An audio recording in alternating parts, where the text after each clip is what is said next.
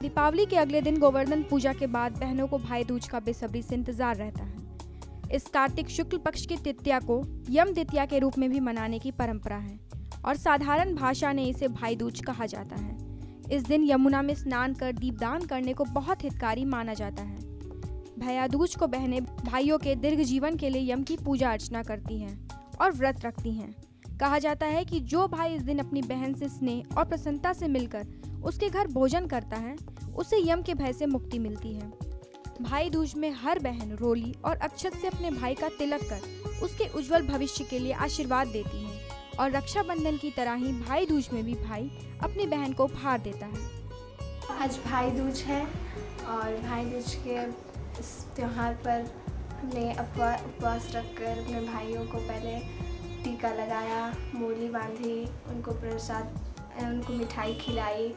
और आज भाई दूज है, उनकी लंबी उम्र के लिए हम लोग व्रत रखते हैं। आज उनकी पूजा करते हैं, आरती उतारते हैं, मिठाई खिलाते हैं और उनकी लंबी उम्र के लिए दुआ करते हैं। इस त्योहार के पीछे एक पौराणिक कथा भी बताई जाती है। कहा जाता है कि यमुना अपने भाई यमराज से मिलने को काफी व्याकुल थी और अपनी बहन की व्याकुलता को देखते हुए यमराज इस दिन यमुना से मिलने पहुंच गए थे। यम को अपनी नजरों के सामने देखकर यमुना की खुशियों का कोई ठिकाना ही नहीं था। यमुना की आव भगत से यम काफी प्रसन्न हुए, जिसके बाद जब यम ने यमुना से कुछ मांगने को कहा तो यमुना ने वचन लिया कि जिस प्रकार आज के दिन उसका भाई यम उसके घर आया है, इस दिन जो भी भाई अपनी बहन के घर जाए उसकी भाई की आयु दीर्घायु हो। तभी से भाई दूज मनाने की प्रथा चली आ रही है।